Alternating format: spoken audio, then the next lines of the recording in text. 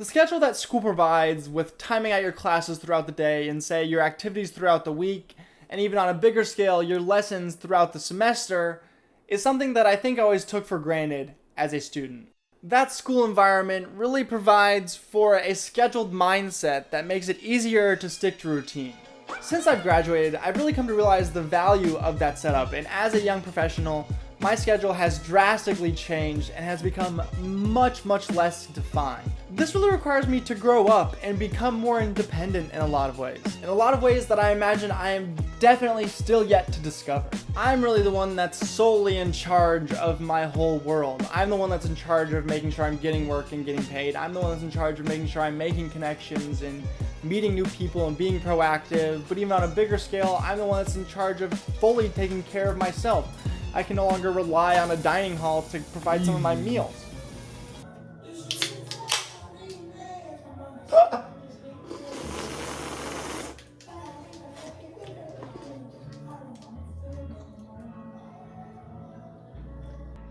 That went exactly as planned.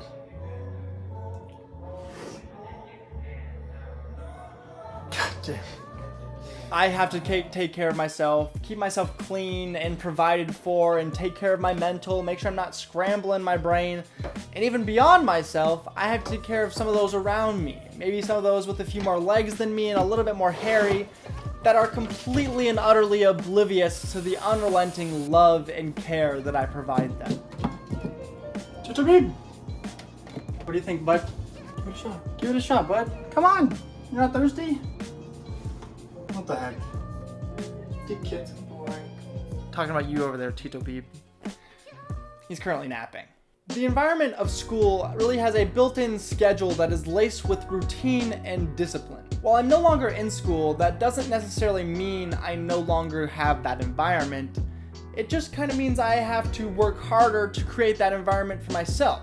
Now that at times has seemed rather daunting to me, and it feels like all of the weight of my world is on my shoulders. And while in some ways it is, I'm also the sole driver of the ship. I'm totally in control here. And luckily school provided me with an environment that I can learn from and learned in.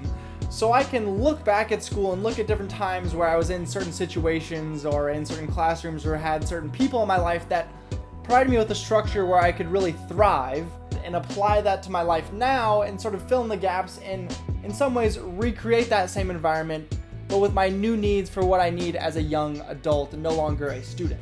And luckily, there's some pretty easy substitutes here. For example, teachers. I no longer have them, but I do have people that I've met in the sports media field that are older than me, have more experience than me, that are sort of, some that are even sort of like mentors to me, that can give me different ideas to think on, different things to work on, different books to check out, podcasts to listen to, whatever. And those can almost double as the assignments that I no longer have from school. And the assignments can be really key in, say, prolonged progress and really building up experience over amount of time. Those little additions throughout the period can really boil under the surface and build up this big ball of experience in a way. But even beyond assignments, there's also hands-on learning and like being in the classroom, working with your teachers and getting that, applying the learning that you're doing. And I don't have that classroom environment anymore, but I can do my best to create it by reaching out to the connections I have and the people that provide me with work and asking them, are there ways I can get involved, different ways that I can maybe say, come in and shadow a different position. In a broadcast that I'm not working on, can I come and watch somebody do their job and see what they do, what the different inputs they're pushing in, how the job works, and learn different roles and get some more real life experience rather than just reading and gaining knowledge behind the scenes. Even beyond shadowing, it also can be just being more proactive and looking and absorbing information around me when I'm on a broadcast and just paying more attention to my surroundings, because there's really always an opportunity to learn. But then the last two that school really provides for you are a little more difficult, and that's routine and discipline for me. Routine is particularly difficult, but there are things that I can do every day to set me up to have a solid routine over a period of time, such as waking up earlier. It's really good for me to try and be ready for my day by 10 a.m. because that really gives me a good amount of time, even in the morning and later in the day, to get some work done throughout the day, but not feeling like the day is already over, like when I sleep till 1 p.m. Discipline also is a difficult one to take on by yourself, and this is where I rely on the people that I mentioned, the mentors, the peers, the professionals I've met, and also just my friends, letting them know where I'm at, what I'm doing, what my goals are, so they can help keep me accountable and keep me working on the process. And also, this podcast is a similar kind of role in that way. But also with that, as I'm a part of that discipline group, I can't be too hard on myself, because I've noticed, especially recently, that I'll sort of beat myself up mentally, throw myself haymakers, talk down to myself because I'm not being proactive or productive, but that makes me even less productive. I have to keep a positive mindset and keep a positive outlook, because that keeps my chin up and me looking forward. I realized last week when I was visiting Sophie McGill in Naperville that about this time last year, I was in school, but sort of beyond school. I was really trying to gain as much experience as possible, reach out to many people as possible, get as much work as possible, and I was really chomping at the bit to land any gig or get any chance I possibly could.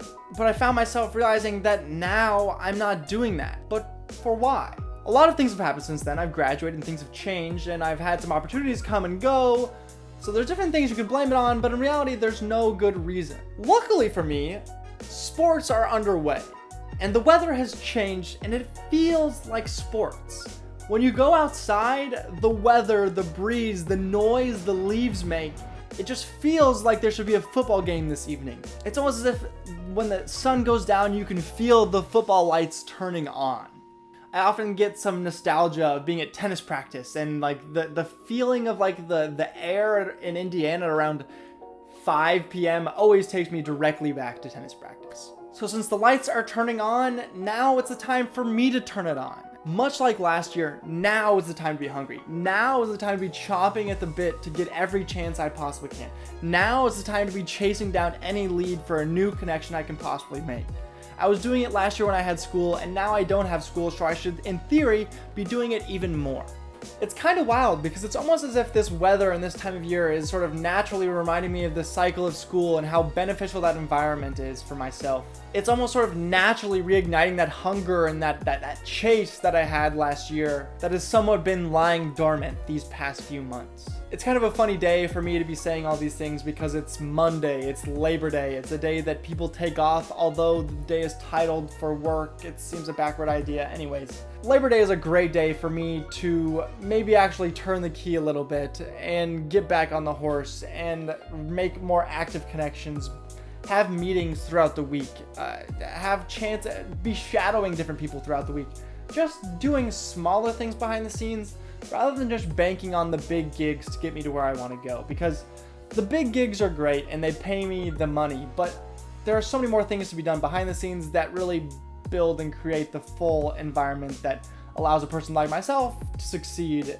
and get to a place where I want to go. And really just not be as frustrated with myself, because that's what it ultimately comes down to, because I really, at times, will just sit here and just get frustrated with myself and lose my mind a little bit every now and then.